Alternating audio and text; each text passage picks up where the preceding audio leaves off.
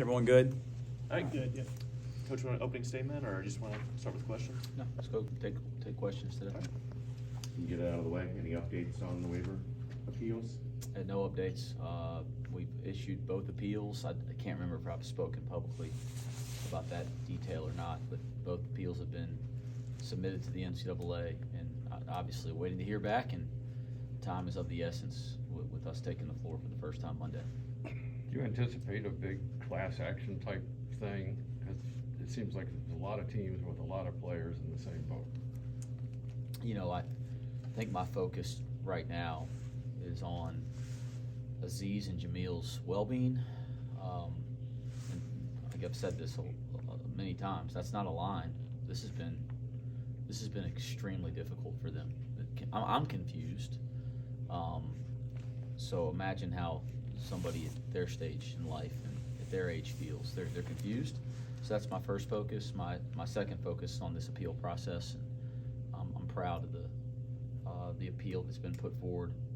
I thought the original waivers met the criteria and the standards that were laid out.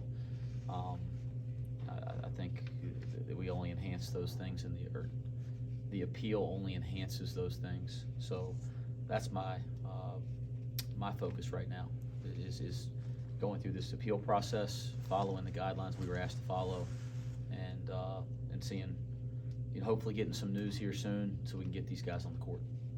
I know it's early, Wes, but what do you like about your team right now? I've liked their willingness to come in the gym and work at it every day.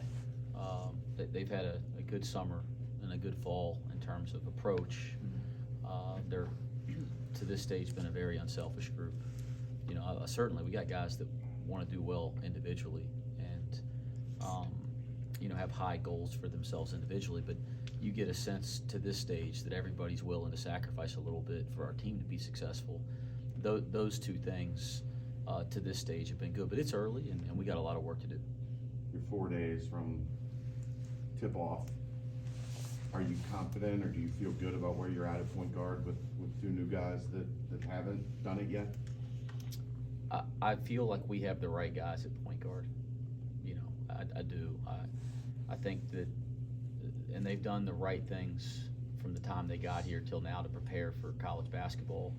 Are they where we want them to be in January when Big 12 play starts? They're not, and that's okay. We didn't expect them to be, but they've done a nice job to get themselves in position to be ready to play our first game in November. And it's going to be a process here over the next month or two to get them up to speed in every capacity of playing that position at this level of basketball. We're fine with that, but we have the right kids. They're talented. They're about the things that we're about.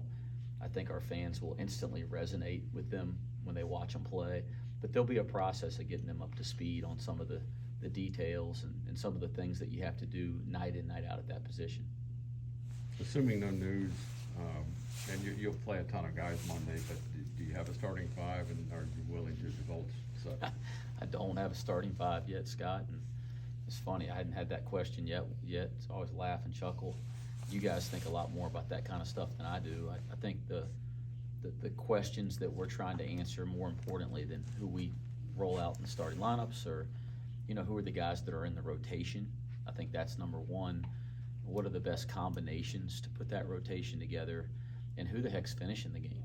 That's what I'll tell our players. That's what I believe, and very, very rarely do the group that you start early in the year the same group that you're starting later in the year.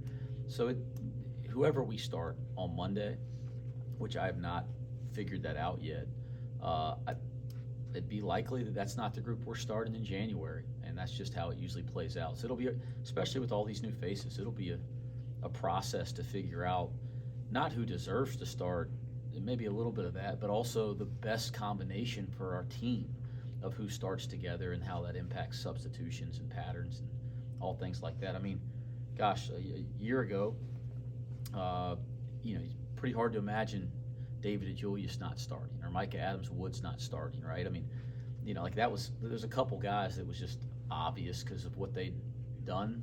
Landers Nolly, it was pretty hard to imagine. It's a little different with this group. There's a lot of guys competing for roles on this team, and lineups. Like I said, I care a lot more about who finishes and who plays, but starting lineups, we're not even close to having that figured out. You've talked about how different the offense is going to be losing some of those guys you just mentioned. How are your guys this year adjusting to how different the plan's going to look offensively? It's been an adjustment, right? It's kind of why you have a preseason. It's why you have practice.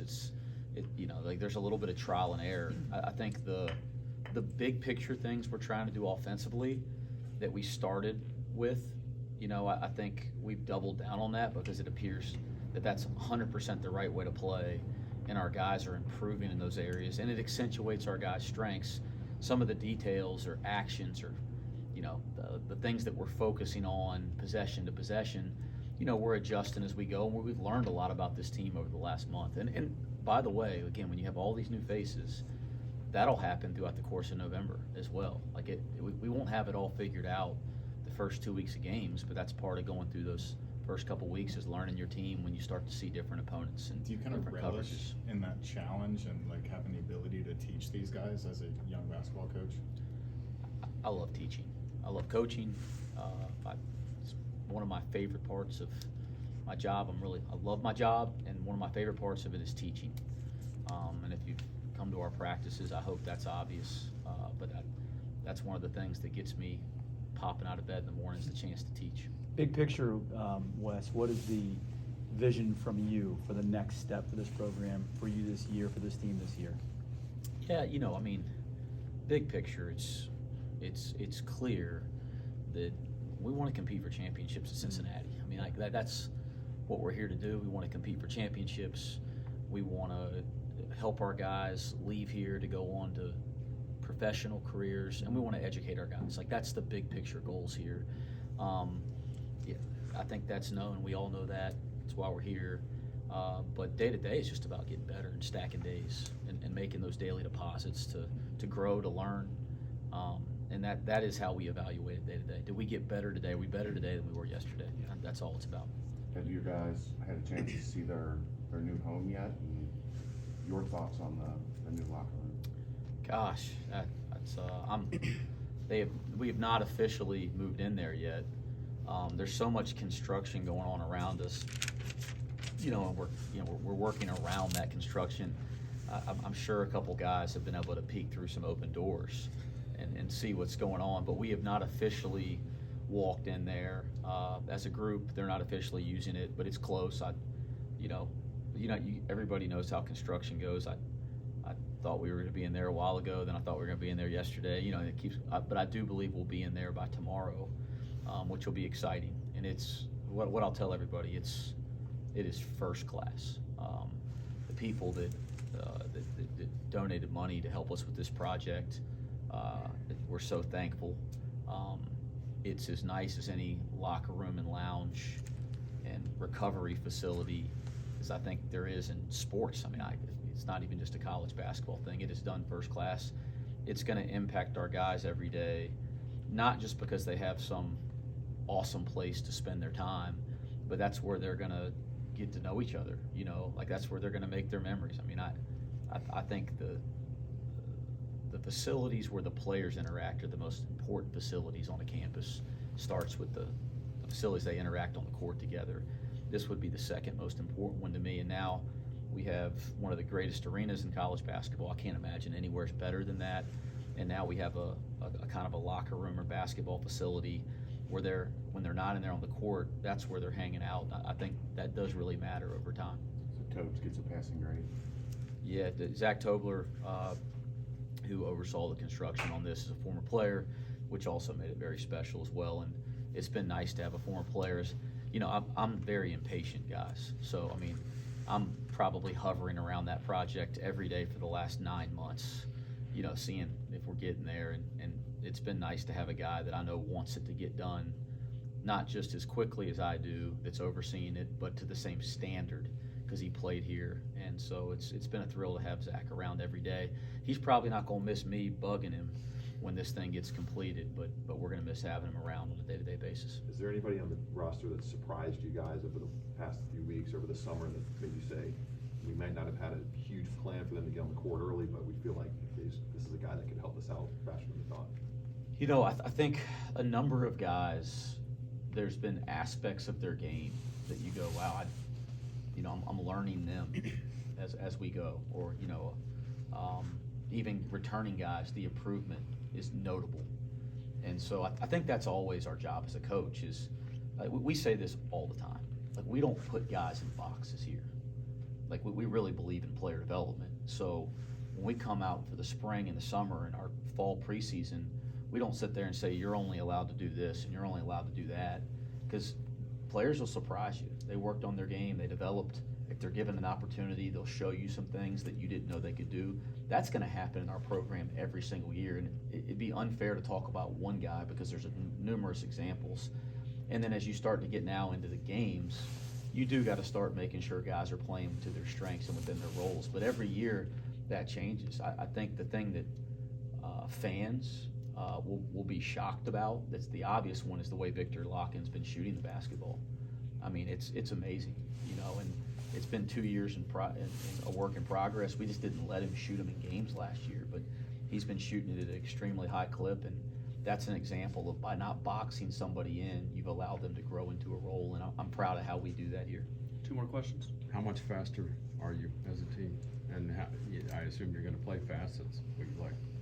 Yeah, when we got, all the guys, like you throw Aziz and Jamil into that group, there's just so much length and athleticism and depth that you can really sustain playing at an extremely high pace, and that's fun. That's what I've always believed in, the most fun way to play,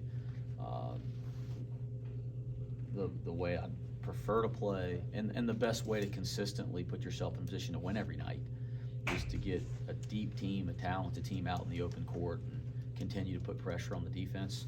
We have the ability to do that with Aziz and Jamil for sure. Thoughts on the passing on Bob Knight?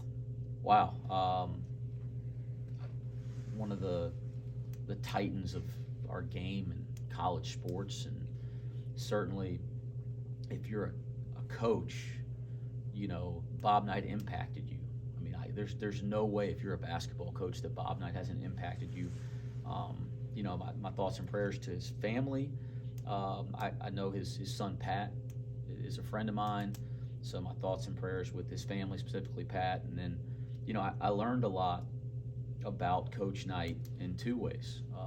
Coach Williams, interacted with him quite a bit and shared a lot of those stories with me about some of the things he learned going to watch his practices years ago or playing golf with him and things of that nature. And I've always kind of relished that and taken that to heart. And then I had a guy that you guys know well, Mike Roberts, that we were together for 10 years and still one of my best friends. And, he was recruited by Bob Knight to Indiana, played for him for a very short term before, he left, before Coach Knight left Indiana, then went to work for him at Texas Tech, and they were extremely close. And so I got a lot of stories and wisdom passed down through Coach Roberts. So I can't say that I had a personal relationship with him, never met him, but there's so many things that we do that in some form or fashion are derived from the things that he did, and that's what happens when you're one of the greatest that has ever coached at any sport. So again, thoughts and prayers with his family. All right, thanks, Coach. Thank you.